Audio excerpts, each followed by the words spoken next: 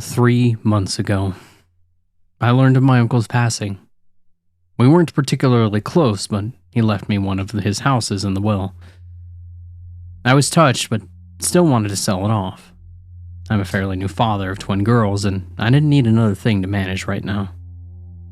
To speed up the process, I decided to travel across the country to live in the house until the sale was assured. My job just required a laptop and a phone, so I was approved to work remotely for the time being. Unfortunately, my wife had to stay at her job, so I had to come alone. At first, I treated it as a mini vacation. I had hoped that I would only last a week, but the process was more involved than I thought. I had a realtor taking care of most things, but after a month, I was still here. I noticed things going wrong left and right. Stuff was never where I placed it, and I'd see shadows out of the corner of my eye.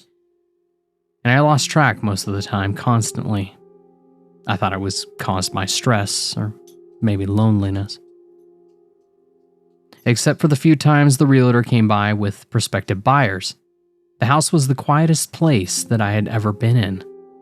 Before I completely lost my mind, the neighbor came by with a dog. She was an elderly woman who explained that she had been dog sitting while my uncle was in the hospital. And now that I was here, she thought that I should take Buster, the golden retriever. I thought the neighbor might be forgetful because she seemed to think that my uncle had just passed away last week. Either way, I fell in love with Buster, and his presence was exactly what I needed. I even thought that it would be a tremendous present to bring home to my girls. I just hoped my wife would feel the same way. However, even the dog could tell that something was wrong with the house.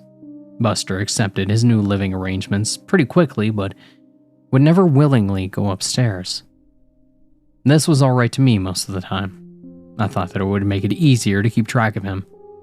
But then, Buster disappeared. Literally 1 second he was standing right behind me as I was opening the treat jar to give him a snack. And my eyes left him for just a moment to put the jar back, but then he was gone. I ran through the whole house calling his name, and the kitchen was connected to the living room. On the other end of that was the master bedroom and then the study. The other end of the kitchen led to a dining room, which was connected to the entrance hall that also led to the living room and the stairs to the second floor. After walking upstairs, you had a choice of going right or left along a balcony that overlooked the living room on one side of the entrance or the other. Going left led you immediately to a guest room and the game room. Going right led you to 2 more guest rooms and a bathroom at the end of the hall. I looked in every room, and I had to accept that somehow the dog had made it outside, even though there was no doggy door and every door and window had been closed and locked. So I searched the surrounding neighborhood for another hour before giving up. I was still thinking about making flyers when I opened the front door and I heard Buster scrambling towards me from the kitchen. I was ecstatic, of course, but I just couldn't wrap my head around how I could have missed him. I let Buster sleep with me in bed that night. And in hindsight, it was a huge mistake, but it made me feel better at the time. Things picked up at work, though, and I soon forgot about all the strangeness surrounding the house. Clients called me constantly, but we were getting a lot done, and I landed multiple large contracts in a row. I was working around the clock, but I knew that I'd be due a promotion once I returned to the home office. Several times I'd get lost in a phone call or a spreadsheet and suddenly find that it was a nightmare. I'd be so absorbed with work that I would block out Buster whining for food or to go outside. I started to set alarms to keep track that I had too many important clients to slow down now. I was on top of the world, but my health was starting to suffer. I'd forget to eat and even sleep sometimes. There were always something else to do or someone to talk to. I even got better at taking care of Buster. Better than I was taking care of myself, at least. Then my good mood ended with a bang. Literally. Buster was whining behind me as I finished another spreadsheet. Then we both heard a door slam upstairs. And for the first time since I brought him home, Buster ran upstairs by himself. I almost called the cops, but I felt silly with the phone in my hand. I started to doubt that I heard anything at all. And if there was an intruder, surely Buster would have been making more noise. So I mustered all the courage that I could manage and crept upstairs with a frying pan as my weapon. It was dark upstairs, but enough moonlight was coming in from the downstairs windows for me to make out Buster standing in front of the bathroom. I had purposely closed every door when I last came through here looking for the lost dog, but this door was now wide open. I flipped on the hallway light, but nothing happened. And with no better ideas, I raised my frying pan high and walked slowly to the bathroom. There was no window in here, so it was pure darkness inside. And I was terrified. And bizarrely, Buster just looked frozen. His tail stood straight up and he just stood there pointing towards the door. I tried to take it as a good sign that he still wasn't barking. And that's what finally got me through to the threshold and into the bathroom. The whole time my eyes had been getting used to the darkness and the bathroom was too small for there to have been anyone there without me noticing. And I started to relax when I took a step forward into something sticky. And I suddenly realized that I had my cell phone in my pocket. I pulled it out and turned it on to cast some light onto the floor. And I immediately dropped it at the sight of the bright red liquid that surrounded my feet.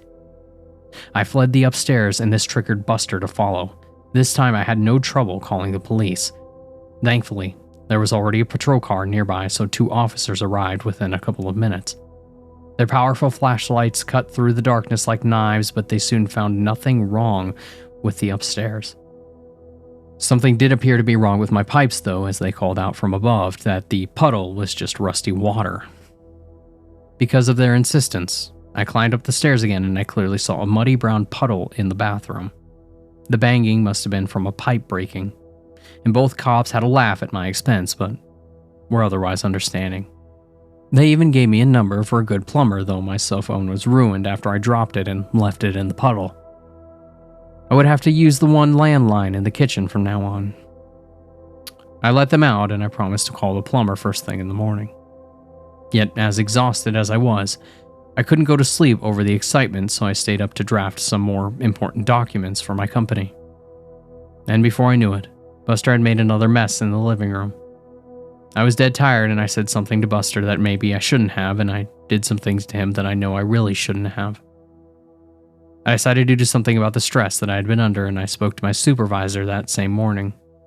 And to my surprise, they were happy to let me have a week off as a sort of mental vacation. And just like that, all my outstanding work was taken away. With nothing else to do, I tried to focus on Buster. I played games with him and I fed him a bunch of treats to make up for my earlier neglect. And then I found the first message. I didn't notice it for some time, as I had been avoiding the second floor. But I realized that I hadn't actually called the plumber. Before doing so, I went upstairs to see if things had gotten any worse. Instead, I immediately saw a message written in red on the hallway wall. Losing your mind? And for a second, I kinda did. I was scared to death at the thought that someone had to sneak up to my house while I was there, probably when I was sleeping. I won't bear repeat everything I said or did right after. Let's just say that I hadn't become any braver since that banging. Eventually, I unlocked my bedroom door and I made way to the kitchen with Buster leading the way. I called the police again, and those same 2 officers were able to show up, and then, slowly, we cleared every inch of the house. And yet we found no one. Everything was locked. No sign of forced entry. The police actually took me seriously, something that bewildered me at the time, and admitted that this isn't the first time that this has happened to a house in the neighborhood. There had been a series of break-ins where nothing was stolen, but the police officer still did offer to have a car sit outside that night. Even though I took them up on this, I soon realized that I'd never get to sleep tonight in the house. So I called my only friend in town, and really in the whole state, an old college roommate who coincidentally lived 30 minutes away. He offered to pick me and Buster up in a few hours, so I busied myself with packing up my suitcase. I didn't know how long that I would need, so I pretty much packed everything that I had brought with me to the house in the first place. I left my room to pick up some doggy toys when my friend called me to say that he was waiting outside. I decided to hang up the phone and I met him immediately. I needed human company and he would help me move my stuff. but the driveway was empty. There was no friend and no car. I called him back immediately and he insisted that he was outside. I listened to him get out of his car and walk up to the front door. He knocked and I could hear the door open and an elderly woman greet him. My friend asked for my name and mentioned my uncle. The woman said that she had never heard of either of us. And after thanking her, my friend left and asked me if I had gotten all of that. I told him I must have given him the wrong address. He rattled off the correct one and confirmed that he was there. After asking him to wait, I left the house again. I walked out to the street and looked back at the numbers written on the curb and on the mailbox. Only, there weren't any numbers. Just a message. Losing your mind. On the curb. Written in red. The temptation to leave right away was great. I could start walking and never stop, but I had to get my stuff and, more importantly, Buster, so I entered the house one last time. When I came back to the room, my suitcase was empty. Everything that I had just spent the last hour packing up was back in its proper place. Despite how impossible this was, I focused on my only one goal. We needed to leave. I put a leash on Buster and was shocked to see how haggard he was. I resolved to making it up to him when this was all over. I tried to leave out the front door like nothing was wrong, but I couldn't open it. The knob turned freely, but the deadbolt wouldn't slide back. I was really scared now, but Buster's presence helped. I knelt down to give him a hug, and he gave me an idea while licking my face. Whatever was happening, it sure wasn't the result of a maniac hiding in my house. Still, I didn't know what forces were actually opposing me, so I walked to the backyard and I said loudly, "Well, Buster, time for a little walk." And the glass door slid open easily. Buster bounded out happily. I guess it had been a long time since I let him outside. I followed more attentively and, for the first time, examined the backyard closely. There was an iron fence surrounding the yard with another space between the bars that Buster could slip through. And then I saw it. A tree that grew too close to the fence and had several branches extending through it and above it. I assumed that the gate would supernaturally lock, so this was my exit. Buster didn't need any prodding. He waited patiently for me as I pulled myself up over on the other side and over the fence. I was suddenly aware of how weak and tired my recent lifestyle had made me. When I was in the process of climbing down the tree and onto the other side, Buster growled once and then took off like a shot towards a nearby hill, and I jumped down and gave chase. He disappeared over the top and I scrambled to keep up to the surprisingly steep surface. Luckily, I found where someone had laid some stone bricks into the side to make it even easier. It was still steep though, and I had to focus on placing my feet correctly to keep me from sliding. So I was looking down when my next reached up, resulting in my hand grabbing carpet. Confused, I looked up to see the second floor landing. I looked down to see the rest of the stairs that led up the entrance hall and into the living room of the house. And Buster was nowhere to be found. Demoralized and dead inside, I crawled the final steps and I just sat there on the landing for a while, occasionally calling for Buster. And eventually the kitchen phone rang. Whatever ghost was messing with me, I realized that they couldn't stop outside forces from helping. I tumbled down the stairs and in my haste I landed hard on the cold tiles below, but I was only dazed for a second and soon was in the kitchen where the phone was in my hand. And my wife's warm voice filled me with hope. She was concerned that she hadn't heard from me in a while, and I couldn't recall the last time that I had even tried. She was trying to tell me that my work hadn't heard from me in a while I tried to tell her that she needed to call the police. And her words gave pause though. And I asked, "What do you mean? I was given the week off." "Dear, I thought you were supposed to continue working as soon as you got there." Yeah, but they gave me the week off because of all the stress that I've been under." Wait a second. How long have I been out here? Honey, you've been gone for almost 9 days. My stomach sank, but I didn't hesitate to say, "Listen, You need to call the police. Something is wrong. I think that I'm having a medical emergency. I had just been trying to come up with an excuse to limit the amount of follow-up questions, but I ended up realizing that this was actually the most likely explanation. Maybe I was just suffering from a gas leak, or maybe a brain tumor. Neither of those options seemed more preferable than living in a haunted house. And my wife asked, "Baby, what's wrong? Are you okay?" I thought that I saw a shadow move out of the corner of my eye as I answered, "Yeah, I'm okay, but no, I need help. There's something wrong about this house." "You aren't making any sense." "Just listen to me. Call the police and tell them my uncle's name. Tell them to come to the house, and with an ambulance, they might. I need help. Please just help me." "Please help you? Pretty please? With a cherry on top?" I stared at the phone in my hand as my wife's voice continued to come out. It sounded like her, but in a mocking tone that I've never actually heard from her before. And she continued, "Does your tummy hurt? When's the last time you ate? I wonder what Buster tastes like." And I slammed the phone down, but whatever it was on the other side was right. My stomach was hurting. I couldn't remember the last time that I had eaten, and on cue I heard Buster whining from upstairs. Only after I started running towards the stairs did I notice just how bruised and sore my legs were from my spill down the steps. I pushed through the pain and I climbed the stairs yet again. Buster was back in front of the bathroom, lying on his side and looking thinner than I had ever seen him. "Losing your mind?" was written all over the hallway now, including on the ceiling as well as the floor. I no longer had any doubts that the messages were written in blood. Some of them were still dripping. I walked over and picked up Buster while a banging started at my front door.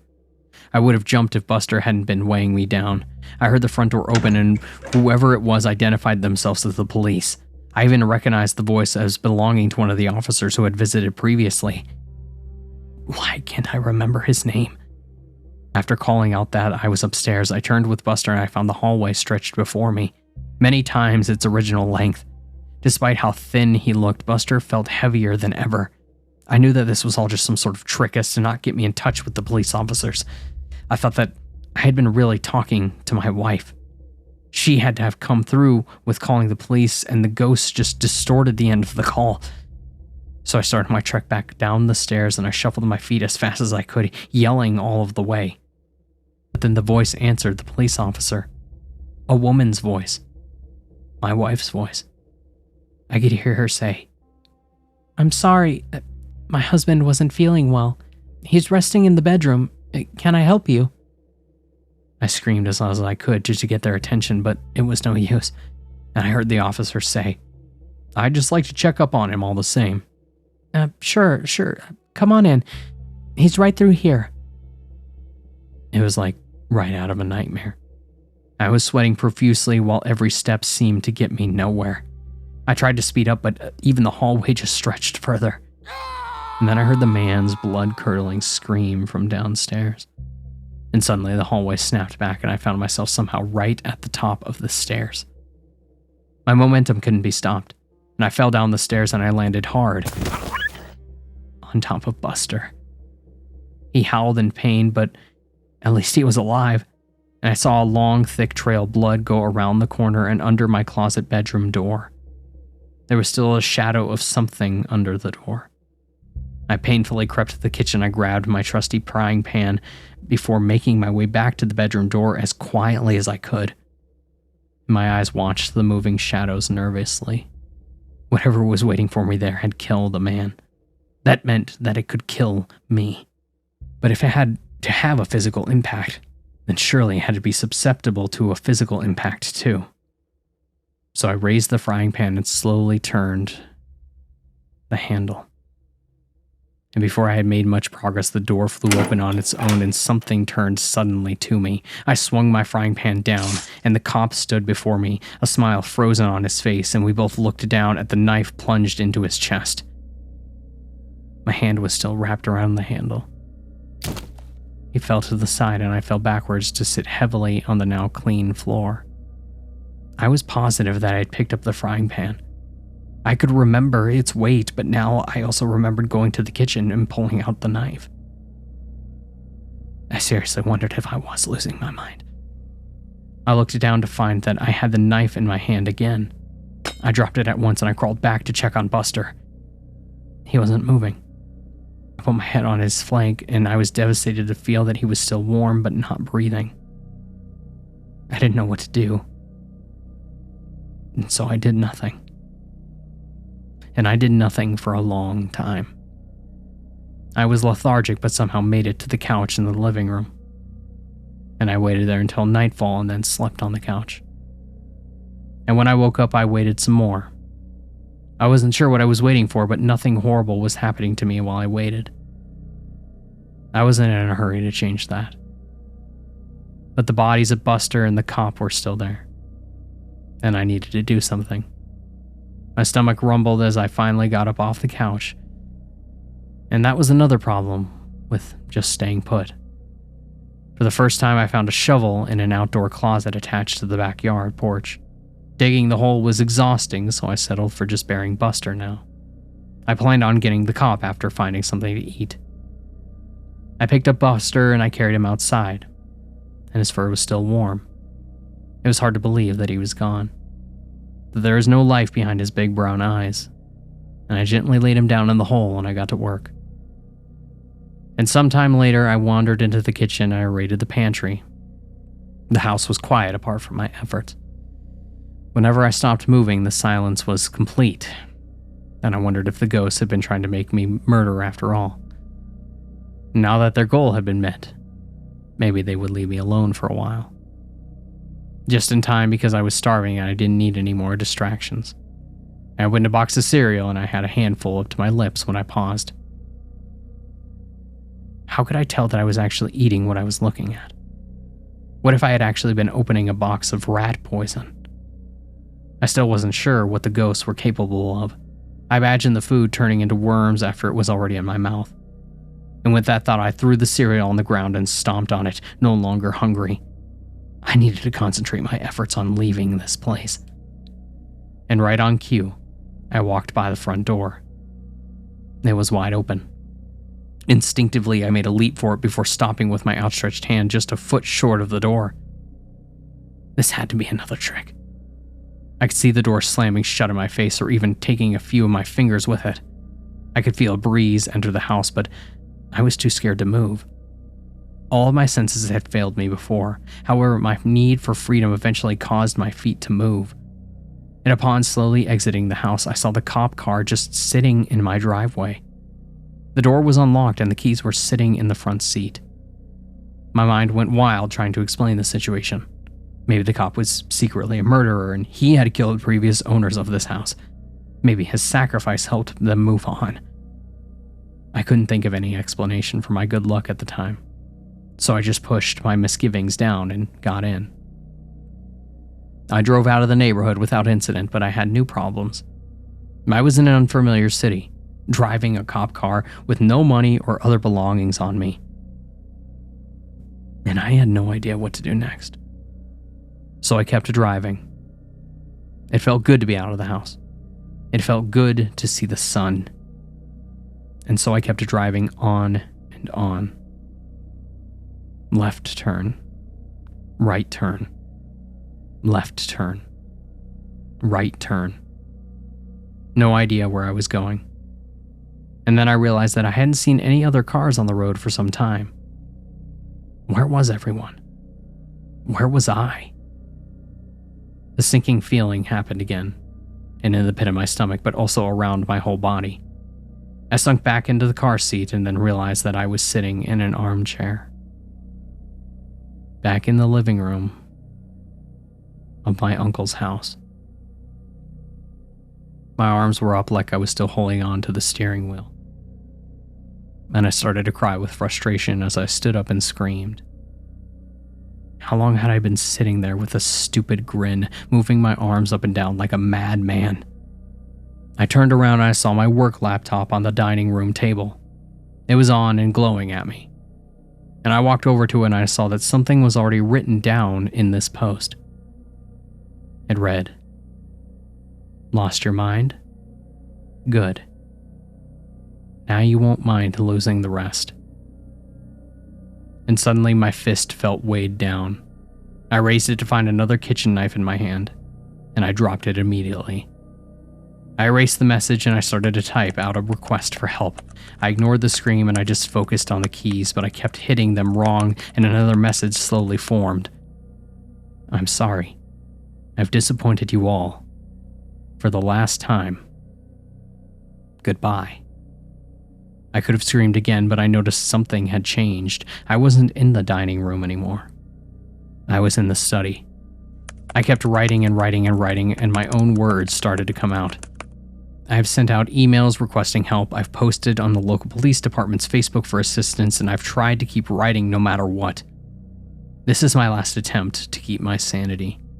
Whenever I try to take a break, I find myself in a new room with new horrors descending on me. Once I opened the study door out to a hellish landscape and almost stepped out onto lava. I wasn't sure if it was an illusion, but I didn't even want to have a vision of my feet burning, so I just closed the door and resumed writing. I'm not even sure if this is all because of ghosts.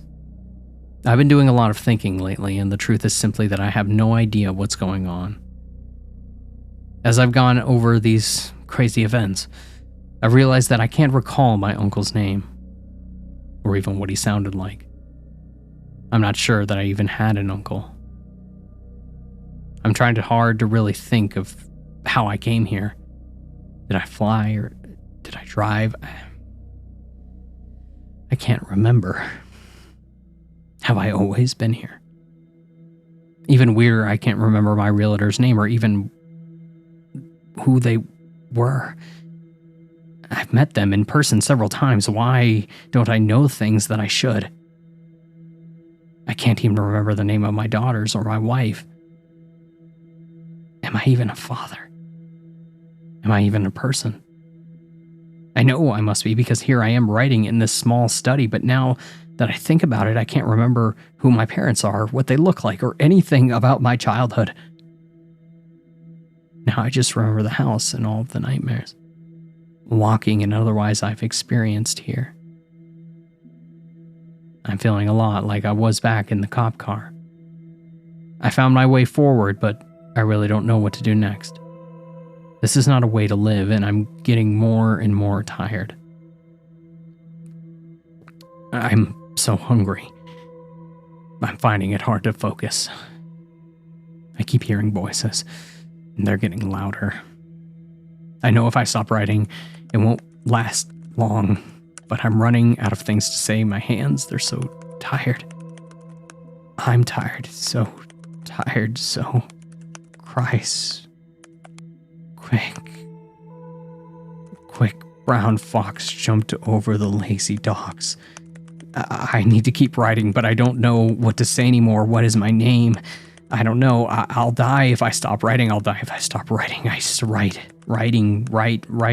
words, stopping, stop over the lazy dogs. Buster, I miss Buster. I wish that I could pet him once last time. Was he even real? Is anything? I am so tired. I am so hungry. I need to focus. The quick brown fox jumped over the lazy. Goodbye. The quick brown, I'm sorry, jumped over lazy. I'm sorry. Last time, lazy dogs. I'm sorry. Jumped over the disappointed you lazy for the lazy dogs. Goodbye. I'm sorry. I've disappointed you all for the last time. Goodbye.